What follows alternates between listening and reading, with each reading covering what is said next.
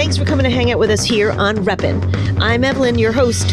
I'm incredibly excited about my next guest. She was a trailblazer when she created and served as the sole executive producer of Dr. Quinn Medicine Woman, one of the most popular and beloved series of the 90s. In doing so, she was the first woman to succeed in a singular capacity in the traditionally male-dominated arena of one-hour drama showrunners. Dr. Quinn Medicine Woman was a series set after the Civil War and starred Jane Seymour as Dr. Michaela Quinn, a doctor from Boston who moves her practice to a remote area of the Western frontier that has never seen a woman doctor. She masterfully mixed exciting stories with substance, as the show tackled socially important issues like sexism, racism, which are still relevant today. The series received numerous Emmy and People's Choice Award nominations and won several of each, plus a Golden Globe Award. Her other credits include The Trials of Rosie O'Neill and A Cry for Help, the Tracy Thurman story. Her life and career took a dramatic turn when she was catastrophically injured in a car crash and suffered traumatic injuries.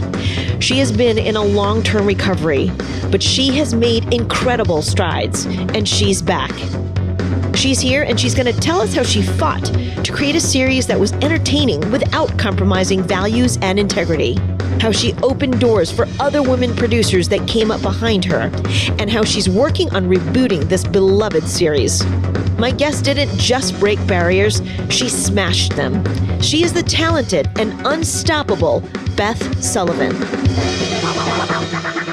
Beth, it's so good to see you. I want to get right to it because there's so much I want to talk to you about. You've done so much with your career. I mean, you created, wrote, and was the executive producer of one of the biggest television series in the 90s, Dr. Quinn Medicine Woman. You know, it's a show I love, and it's super popular back then and now. We're going to definitely get into it. Can you tell me one story about when you first said, I know I'm a storyteller and I'm going to become a filmmaker? Well, this filmmaker part came before the storyteller part. When I was at UCLA, I was undergrad. I was a anthropology major and a history minor. I started to become more savvy politically, and I realized someone said to me, they said, anthropology major, some political friend of mine, they said, well, you can't be an anthropologist. I said, why not? They goes, well, they're just, all they do, the only place they work for is all these big companies going out there and making the world safe for them to, basically, acculturating all these people so that they can be oppressed.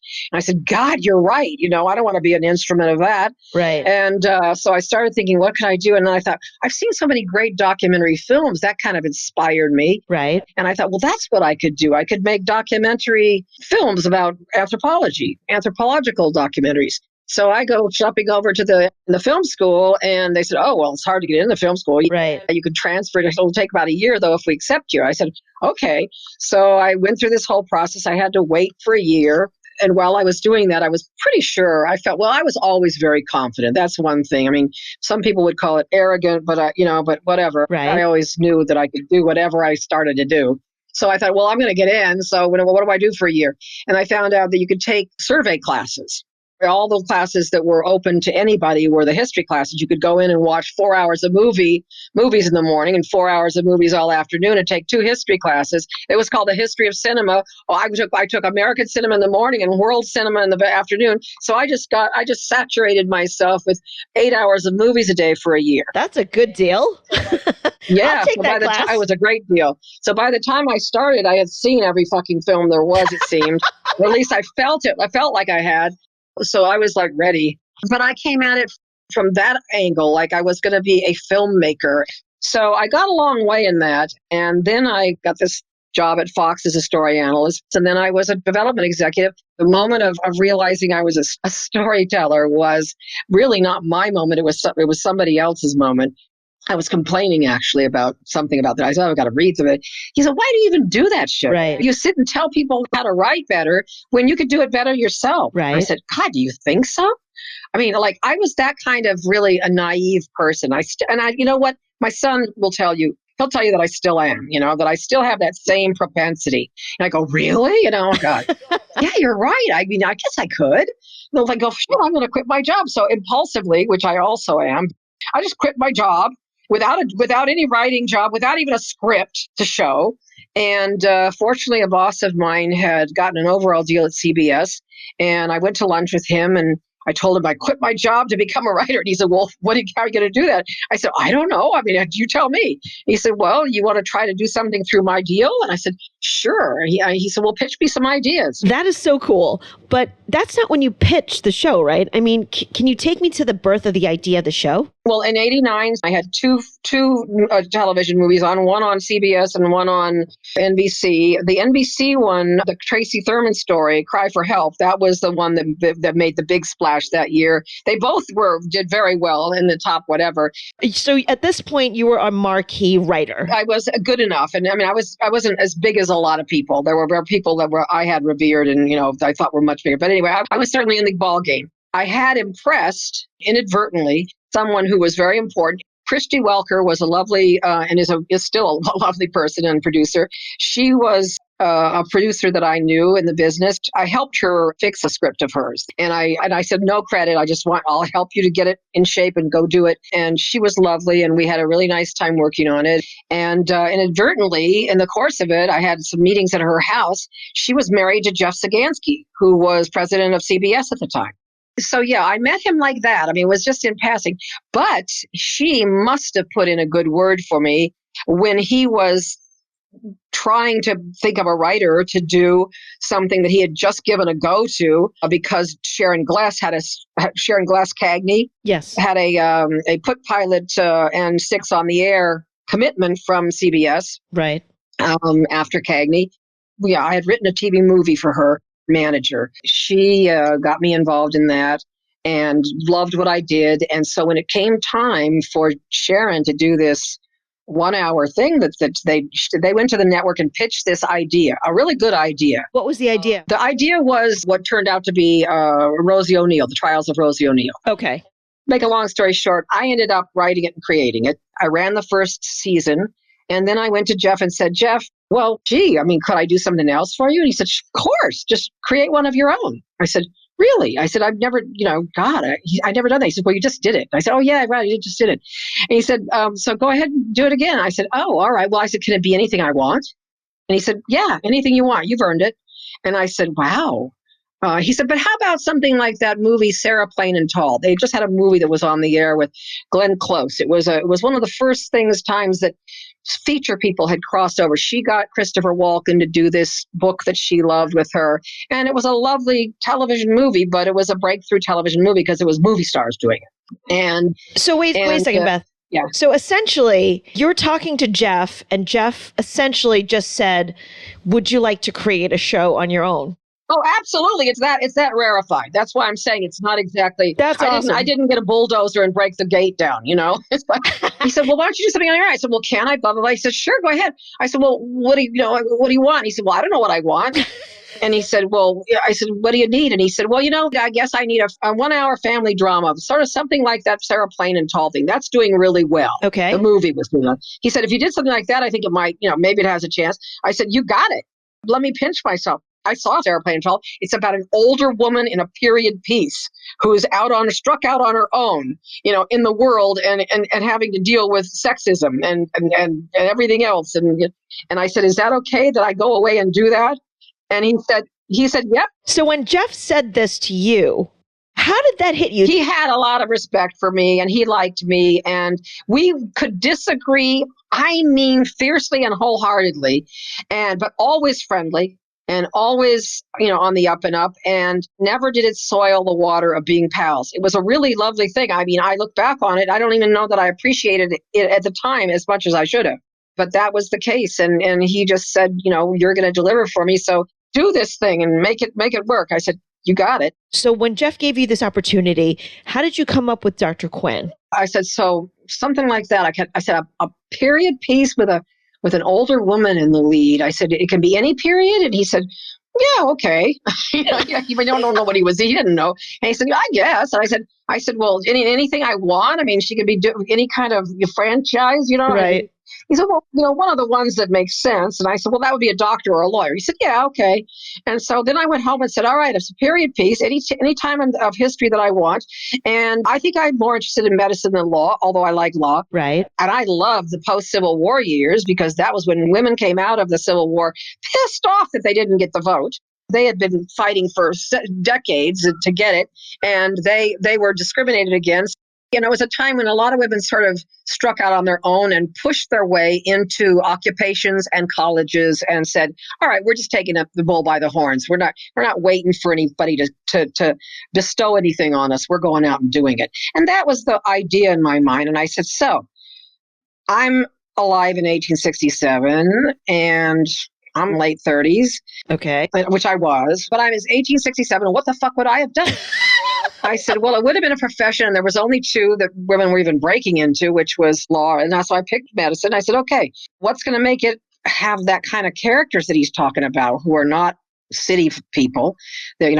I said, well, it's going to be something out west. So a woman doctor who goes west and where there aren't any doctors.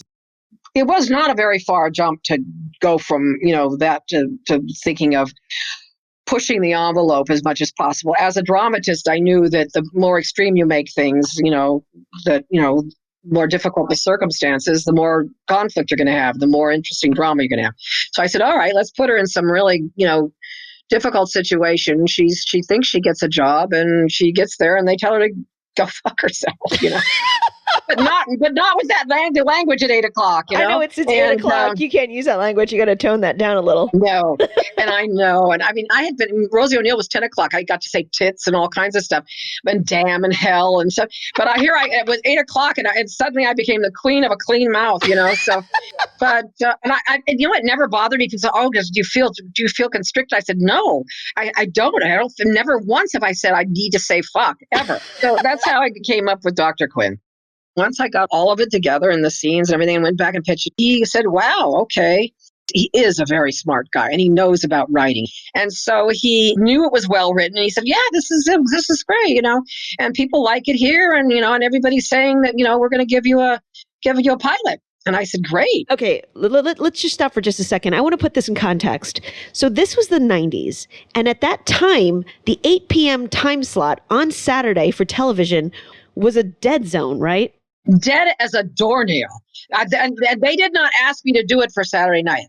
They asked me to do a pilot, period. And there were no Westerns on TV. No Westerns had been on the air for 13 years. So here you come with a Western and you're in the dreaded time slot. They threw it away. They considered it family friendly kind of, it was just a one tiny step beyond prime access. Nobody wanted to be 8 o'clock. And I mean, it was hard for me to find great writers. I had to find them in very inventive ways because I couldn't get any of the top 10 o'clock writers to do the show. So Dr. Quinn, Medicine Woman was a 2-hour pilot, right? That had already a lot of obstacles or strikes against it, let's say. Yeah, it had a woman in the lead, a single woman in the lead, which I think at that time on CBS, there was no other show that had a single woman in the lead. Thank you. And it was a Western. That's two. And I said, once they finally said, yes, we're going to do it, they put it on Wednesday night opposite two sitcoms. And I went to Jeff in his office, sat down and said, no. Right. I said, you can't do that to me. He said, what are you talking about? I said, please don't put me there. He said, well, where do you want me to put you?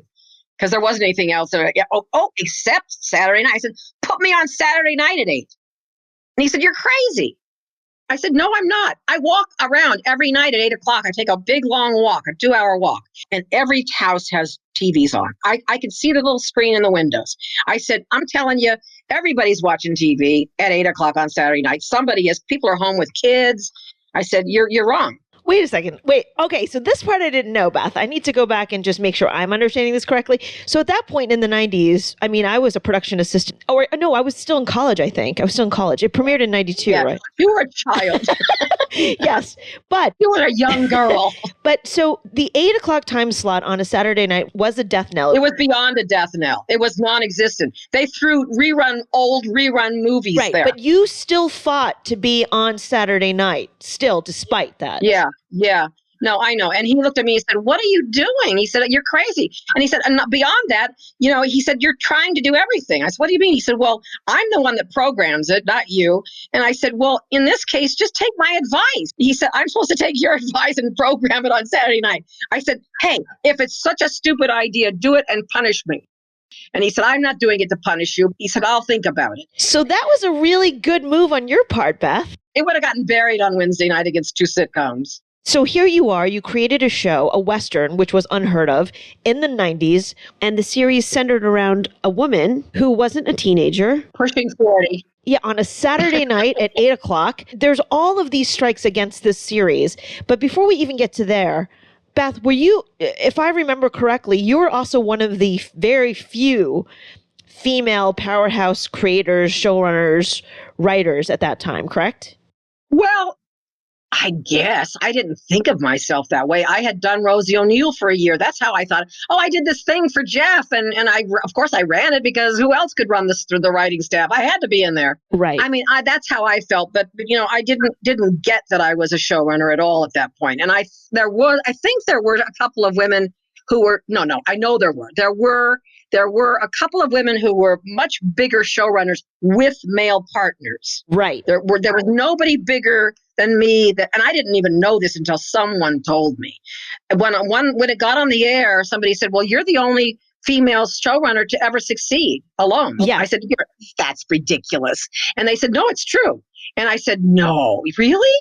And then they proved it to me, and I went, God, son of a bitch. Okay, I'm happy for that. And I said, the only thing I'd like to say about that is that it's a shame it took this long. Right. But I'm happy to take that role, I'm happy for women in general, but happy to step up to the plate. Yeah, you opened a lot of doors. Yeah, and I didn't even think of it that way. I mean, this is going to sound arrogant or whatever, but I did what I always did in my life. That was I showed up and said, oh, sure, I can do it. Talking about showing up. Yeah. So we talked about this series that you created that had all of these strikes against it. And then CBS kind of stunted it, right? Totally stunted it. They assigned in-house to do it with me and my company because I said, I want my company. They said, okay, your company can do it with in-house. For people not in television, what does in-house mean? In-house means networks have their own production entities. It's like a producing partner.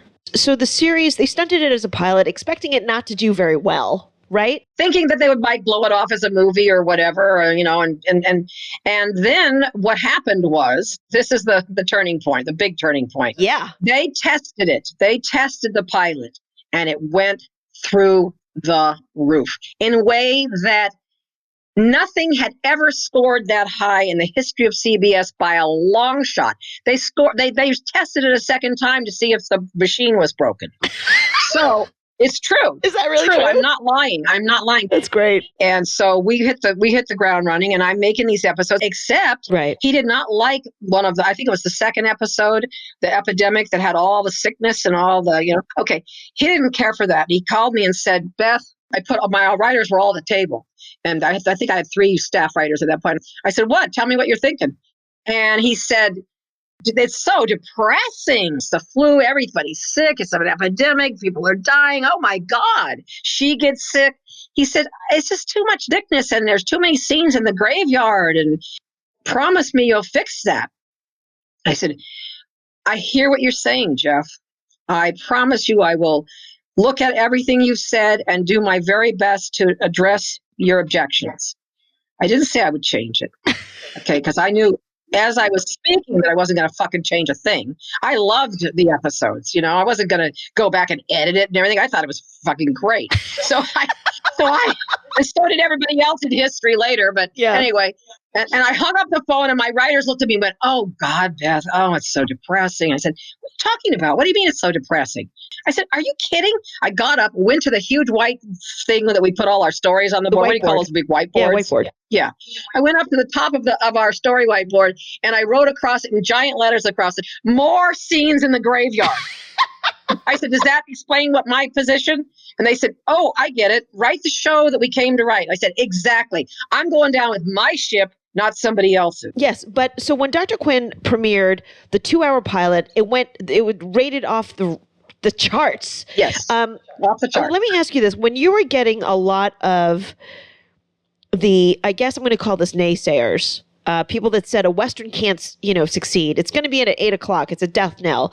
When you were faced with knowing that it had all of these major red flags before it premiered, what compelled you to keep going with your vision? I'll tell you what. Okay. The very thing that my biggest piece of advice Yeah. to anyone who wants to do this is find out what's going on in the world, learn what's really happening, learn why, learn what's important, learn what you feel about it, what your position and part is in all of that, how you can do something important, right? That's meaningful. And when you finally have a meaningful, important thing to say, how to translate it well into film.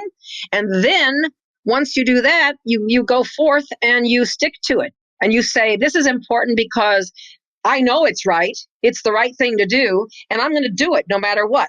And that is what's required of any great success. Behind every great success is someone who believes in it. And have to be willing, just to live my life, I have to be willing to take that dice and roll them and see what comes up. Are people going to get my brilliance at this point? Or are they not? Right. And is it going to be programmed wrong?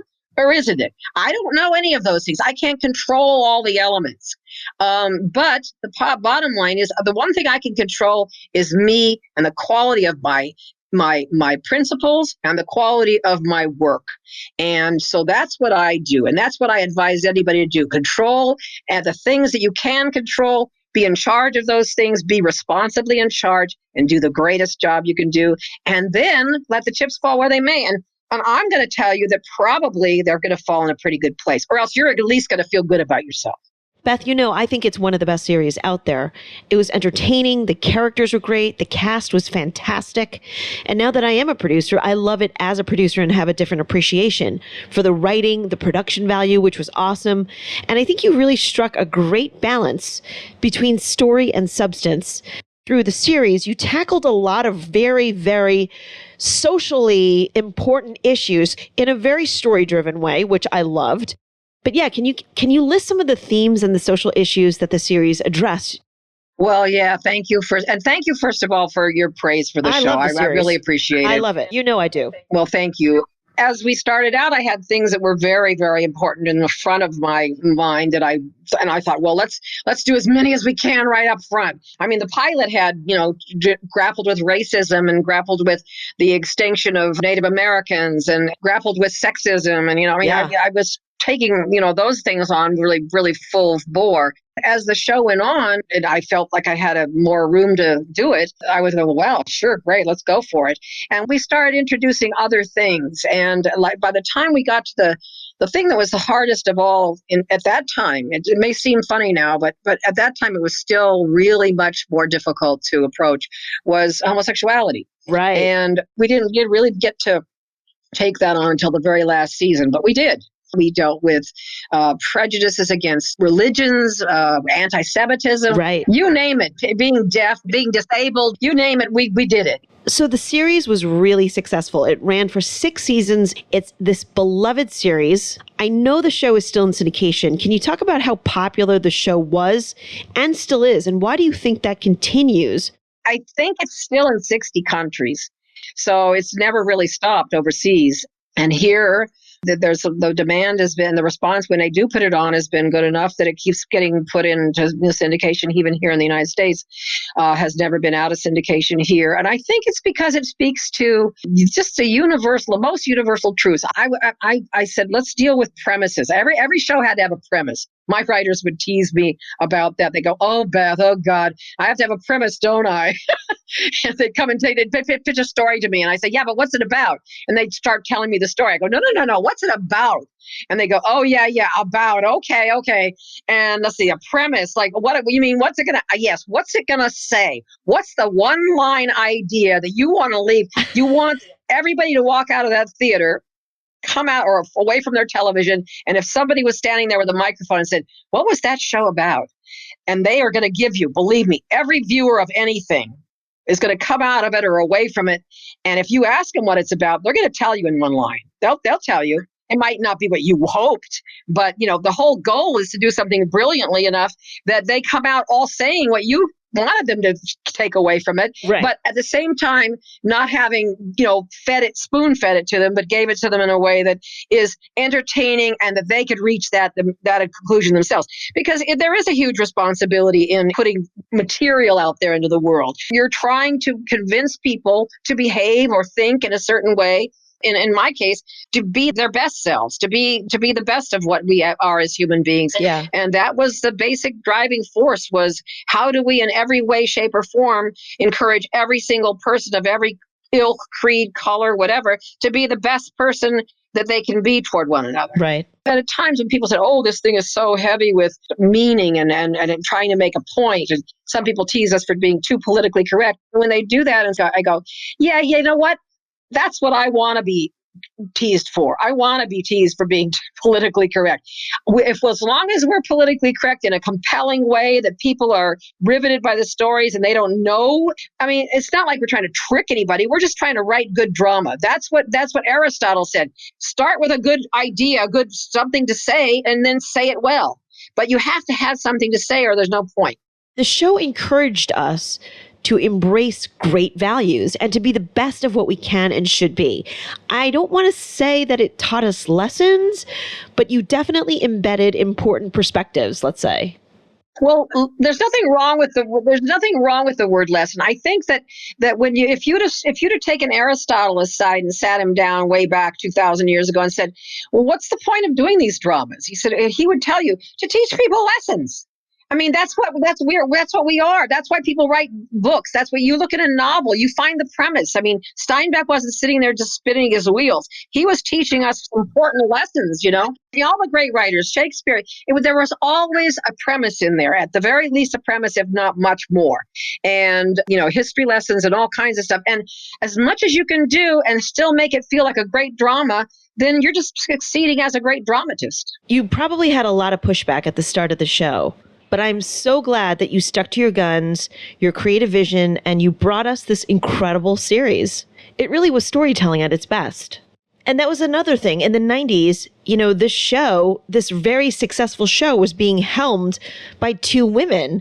One off camera, you as the executive producer, and the other was Jane Seymour on camera.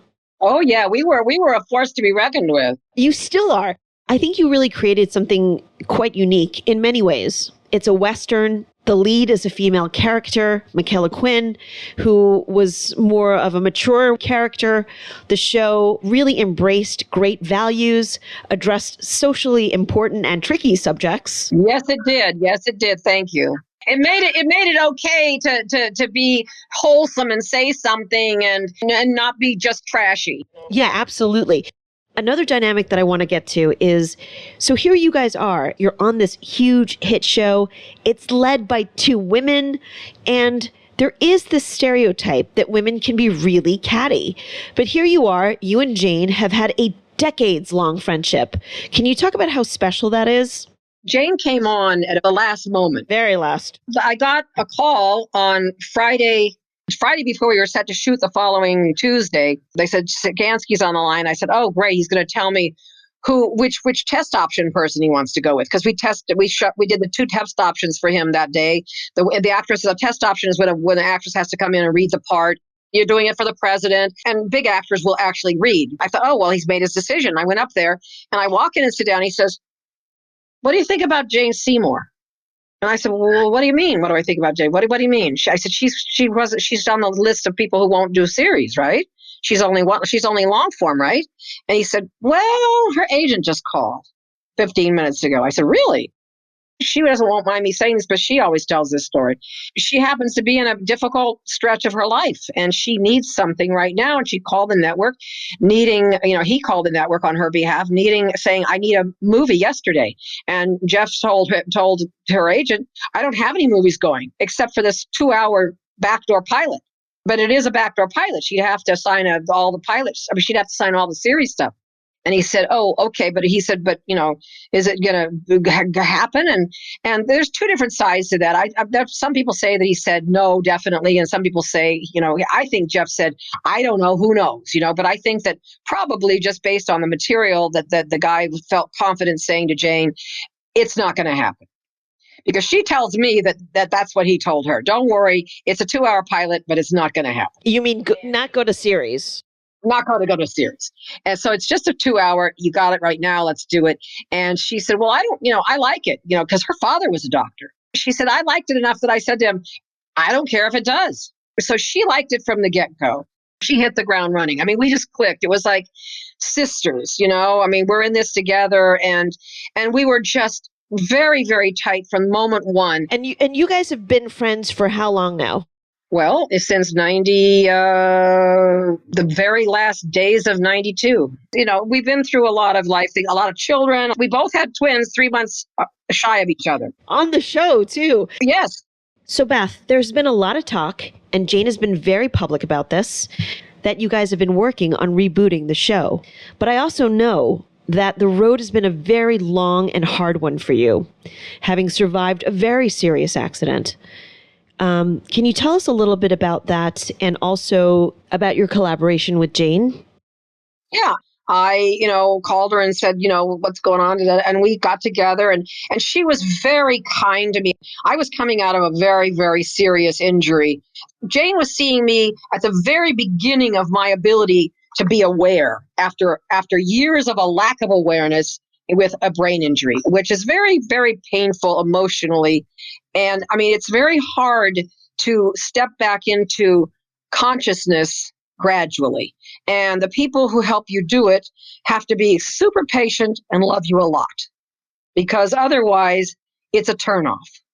Because right frontal lobe behavior is usually boisterous and offensive, and it's unreasoned, and it's impulsive, and it's not well thought out. It's usually imprudent, and you can make an asshole of yourself. And I was capable of doing that even before I had a brain damage. But with the brain damage was So anyway, you had to really deal with me with love to get through that earliest period of that, which was when I came back down to LA, and she was there. I know that it's been extremely difficult for you, having survived such a serious accident and suffering the injuries that you suffered. But can you tell us a little bit about the road back, your recovery, and how it's led you to a reboot? 2017, I started to feel like I might be able to write again. And so a friend of mine did a project with me totally out of the goodness of her heart and helped me prove that I could screenwrite again. And I came back against every odd that you can think. Yeah, I mean, that I'm even able to speak this way. So there's a lot of people on earth who would tell you it's not possible. By 17, I came back in 15, and in 17 was when only by then did I say, I think I can write. And so I wrote a treatment for a reboot, rewrote it until I felt that it was really good, and gave it to Jane, and she called and said, oh my God, Beth, this is brilliant. Now, I didn't expect that because I was really tenuous. I didn't know if I still had brilliance in me. Every moment was, the first for me. And I went, oh God, I'm so relieved. I'm afraid to disappoint you. She said, oh my God, no. Oh my God, we have to do this. Oh, let's figure this out. She said, come and have lunch with me and Joe and William, who were both in the show. So I went out there, and we hung out outside in her beautiful place, and had this lovely meal, and all got really back in tune, and they were really responding to it as well. I said, well, look, if you guys are this jazzed, I'm thrilled. I mean, I'm ready to do this. Let's do it. I said, well, first of all, I think we need a production company that literally a hands-on production company that can deficit finance, that has the setup. And so I said, let's bring somebody in. And she said, well, who? And I said, I think my friend Dan Paulson qualifies. Now let's form the company. So we hired an attorney and formed a production entity so that we could go pitch it. We wanted to go and say, into wherever we were going, and say, we're the production company. We're making it. So you guys are working on it. Indeed. And it's going to happen. Jane and I and Dan are going to make sure that it happens. We cannot wait. So it's safe to say that the band is back, so to speak. Joe Lando, William Shockley. Everybody's back. Every single actor that we called, and I called everybody, were thrilled. Every single person said yes, and some who surprised me. Some who'd gone on to other lives like Chad Allen. But he's going to do it. That's awesome. And I called him. I said, Chad, I said, look, I know you have a whole other life. Da, da, da. And I said, this is a kind of a crazy thing, but I certainly would not ask you. And I don't want to insult you. I don't want you to hear it happening. But I know you're not going to say it. He said, no, you're wrong. I want to do it. I said, what? He said, I've got my PhD. Would I like to stop now, pause? Yeah, let's do it. That's so exciting. And I was like so thrilled. My first long shot, I thought, was also Sean. I thought, oh, he's in college. He's doing other things. Sean said, yeah? Sean Tuvi's on. Everybody's there. That's amazing. Jessica's all over it. And just for fans, if they need to understand any conflict about that, there is no conflict when you're the producer and writer, of a show. And the last person who played the character when you went off the air is the person that resumes the role. You don't go anywhere else with it, guys. Just how it works. And that's what's humanely and with respect done in the business. And I adore both Colleens, both people who played Colleen. I adore them both in completely different ways, but equally. I'm super excited. I can't wait to have this back on air. Now, why do you think a show like this is still relevant? Because I think that's what I mentioned earlier. I was always trying to really deal with the most universal truths about the human condition and what we need to know about it in order to be good human beings. And that goes across, time, across cultures, across the world, across, countries. I've always wanted to speak to as big an audience as possible. You always want to think that you're speaking to everyone. And you always should treat it as though you're speaking to everyone, and do it in a way that's as accessible as possible. And the unfortunate thing is these issues of sexism, racism, discrimination, it's still so unfortunately present. Oh, everywhere. So Beth, we have a signature sign off here. Okay. Let me know who you are and what you represent. This is Beth Sullivan, and I represent the best interest of the viewing audience as obligatory to my involvement in the television business. And that means my involvement means as a writer, as a producer, on all levels, my duty is to represent the best interests of the people in the audience, of the people that the material is going out to. That's my obligation. Can I do a qualifier? I put down there, some people might shudder at the seeming arrogance of such a statement, when in fact it's just the bottom line for me. The fact that so many have veered from that line is no compliment to me, but rather a statement about the times in which we live. In other words, I think that it's not such a compliment to me as it is a lack of a compliment for the quality of television. Fred Rogers and I, when we met, we immediately resonated because we both, as Fred put it, he said, we're both in the television business for the same reason. We try to make it what it can be. And just for the audiences, I know Beth is saying this because she knows him. Fred Rogers. That's Fred Rogers as Mr. in Rogers. Mr. Rogers.